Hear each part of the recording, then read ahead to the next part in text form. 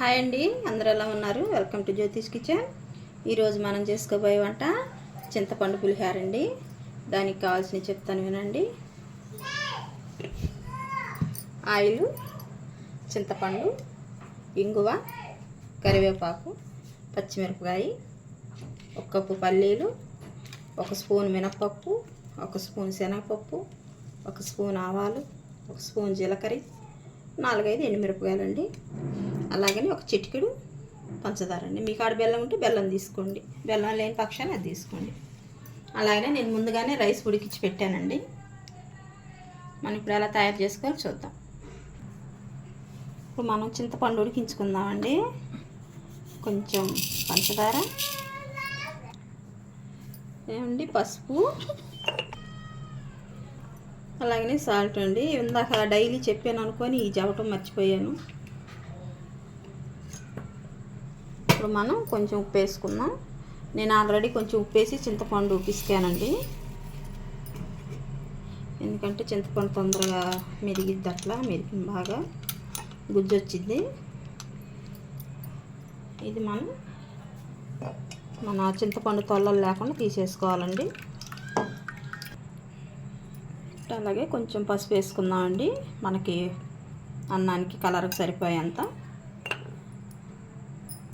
అలాగనే కొంచెం 1 స్పూన్ అనుకోండి ఆయిల్ వేసుకుందాం. ఇప్పుడు అది బాగా దగ్గర పడ్డదాకా స్టవ్ మీద పెట్టేది కొన్నాను. పులుసు దగ్గర పడే వరకు అలా సిమ్లో మరిగించుకోవాలండి. మధ్య మధ్యలో కలుపుతా. ఇప్పుడు ఇలా ఉడుకుతుంది కదండి, మనం ఇప్పుడు పచ్చిమిరపకాయ వేసుకుందామండి. ఆ పులుపు ఉప్పు బట్టి బాగా తినేటప్పుడు కమ్మగా ఉంటాయండి. అయిందండి పులుసు. ఇది ఇలా దగ్గరకు వచ్చేదాకా మనం సిమ్లో ఉడికించుకోవాలి. ఈ పులుసు దించి పక్కన పెట్టుకొని మనం పోపు వేసుకుందామండి. స్టవ్ ఆఫ్ చేసుకుందాం.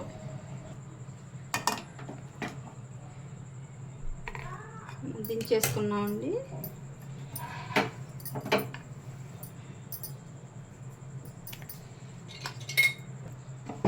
స్టవ్ వెలిగించుకుందామండి. మనం తాలింపు పెట్టుకోవాలి కదా పులిహోరకి. అలాగే కళాయి పెట్టేసుకొని ఆయిల్ పోసేసుకుందామండి. ఉదయం అన్నం అయితే కొంచెం ఆయిల్ ఎక్స్ట్రా పట్టిద్దండి. లేదు మనం ఇప్పుడు వండుకున్న అన్నం అయితే ఆయిల్ తక్కువ పట్టిద్దండి, సరిపోయిద్దండి. నేను ఇప్పుడు వండిన అన్నమే కాబట్టి ఆయిల్ తక్కువే పట్టిద్ది.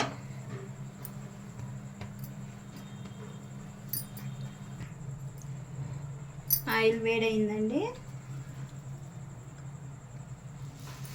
పోపు దినుసులు వేసేసుకుందాం. మొత్తం ఆవాలు, జీలకర్ర, పచ్చిపప్పు, ఎండుమిరపకాయ,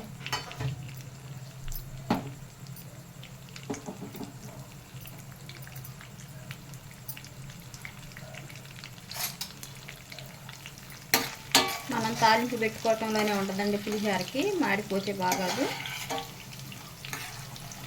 ఇది కొంచెం జాగ్రత్తగా చూసి పెట్టుకోండి, కొత్త వాళ్ళు ఎవరైనా అంటే. ఇప్పుడు పప్పులు వేసేసుకున్నాను. పల్లీలు,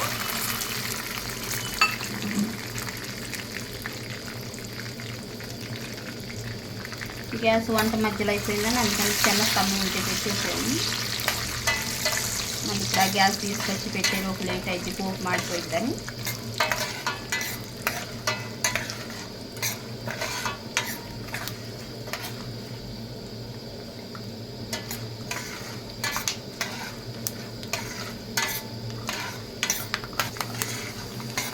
వేగిపోయినాయండి.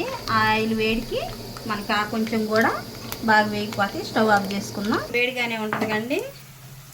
ఇప్పుడు కొంచెం ఇంగు వేసుకుందాం. ఇంగు కంపల్సరీగా వేసుకోండి. అలాగనే కొంచెం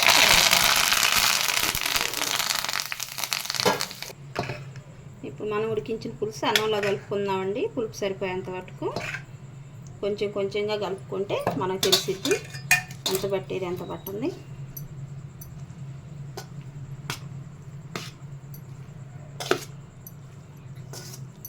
మనకి పంచదార కానీ బెల్లం కానీ వేసుకోవటం వల్ల ఉపయోగం ఏంటంటే మనకి గుడుల్లో చేస్తారు కదా ఆ టేస్ట్ వచ్చిద్దండి.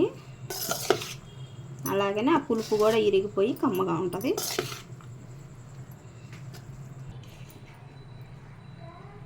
మనకి పులుసు కలిసిపోయిందండి. మనం ఇప్పుడు పోపు వేసుకున్నాం కదా, ఇప్పుడు బాగా కలిసిపోయేదాకా కలుపుకోవాలండి.